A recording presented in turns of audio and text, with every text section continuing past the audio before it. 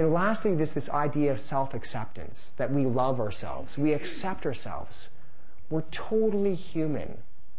And I like the image of this Japanese art form where they take a beautiful vase and they drop it on the floor. And it breaks in multiple pieces. And then they start to put the pieces back together, and they put it together with these beautiful gold fillings, in a sense.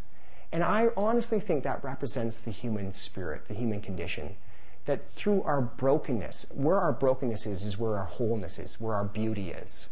Right? Where we're broken, where we're suffering, it also this opportunity to let the light shine out through the vase itself. So I just give that to you, that we love ourselves despite our weaknesses. We still aspire to be better, but we love ourselves here and now. So that's the mind level. At the spiritual level, I don't want to preach. I'm not preaching in any way or form. I just want to offer you my insights around this. And if you've had a spiritual practice or a spiritual community that's been very nurturing for you, go there. Do that. Whatever has worked for you in the past is fine. But I really don't separate the spiritual level from the other two levels. Because when you really honor your body, when you really love yourself, you're kind of loving life in a sense as well. And as you slow down, as you practice the mind-body techniques, then you begin to understand, you begin to perceive that there's something underlying, something that's like a matrix or a skeleton that's holding life together. And we start to resonate with this underlying feeling. I liken it to this feeling at peace despite the stresses and psychological difficulties that we suffer. So if you're out in the middle of a hurricane and you're walking down the beach, the waves are crashing down, there's wind coming this way and the whole business. That's the kind of the mental, psychological level of the hurricane. At the spiritual level, it'd be like being 30 or 40 feet down into the water.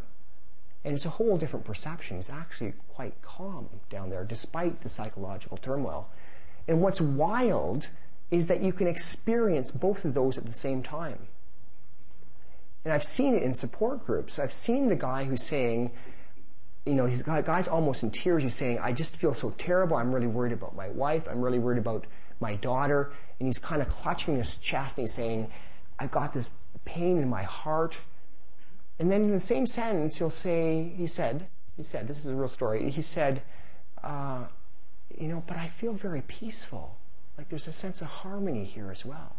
So there can be that two levels at the same time.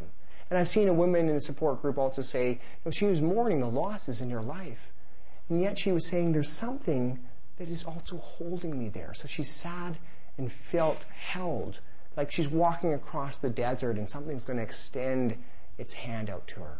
It's like step at a time. As you step, the stone appears for your foot. It's that feeling of being held there.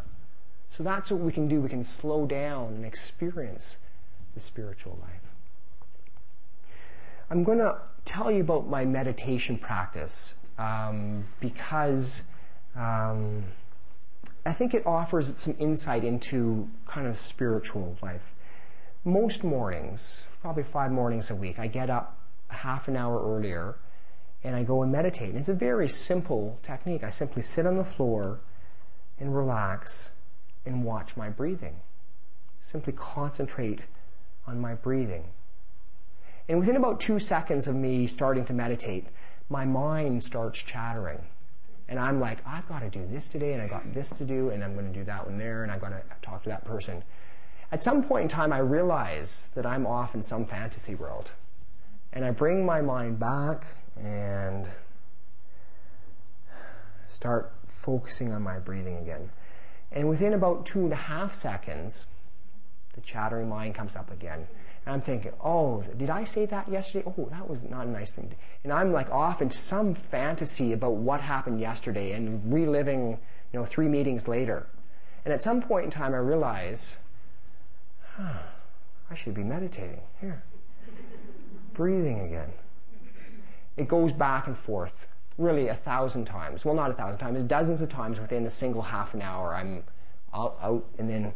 But something remarkable happens at about the 40-minute point. Something clicks, and I'm like, just like relaxing into my body, and I feel much more peaceful.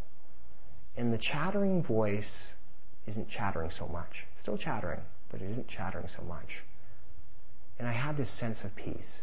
And when I meditate and when I'm able to have that relaxation response, and that's what I'm talking about in terms of training yourself in relaxation, that same feeling of relaxation comes into my life.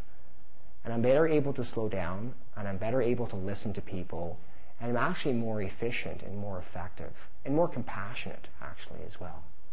So a simple technique can actually change the chemistry in your brain. And the studies show that it boosts the immune system, and there's a whole bunch of other scientific stuff about that. But I tell you that just to say that when I'm meditating, I begin to become aware of something that is greater than me breathing or me chatting.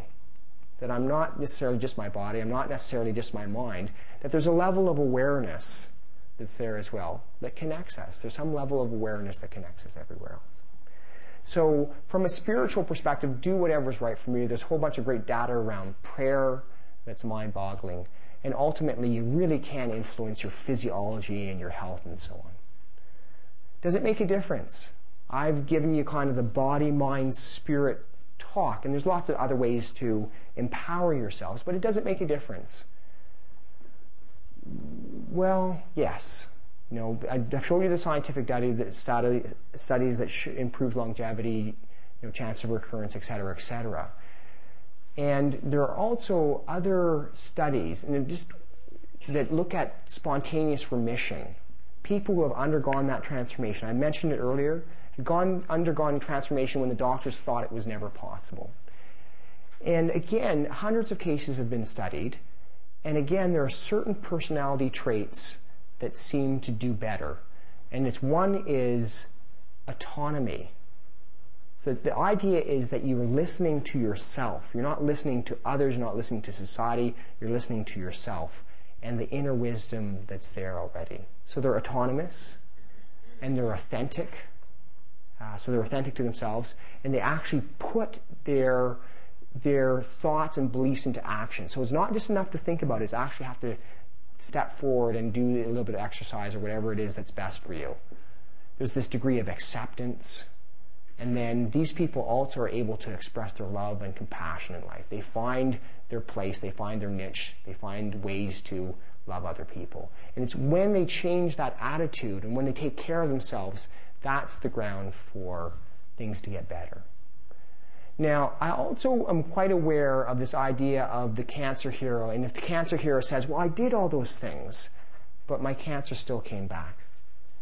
Or I had a perfectly healthy lifestyle, but I got cancer anyways. Well, I've seen the perfect vegetarian who's stress-free and totally fantastic person get cancer. So there are no kind of guarantees in life. And I don't want you to walk away thinking, I've got to do more, I've got to do more, I've got to do more. It's really about living your life. It's about being happy. It's about expressing the compassion and that light of love within your heart and how you extend out to other people in your life.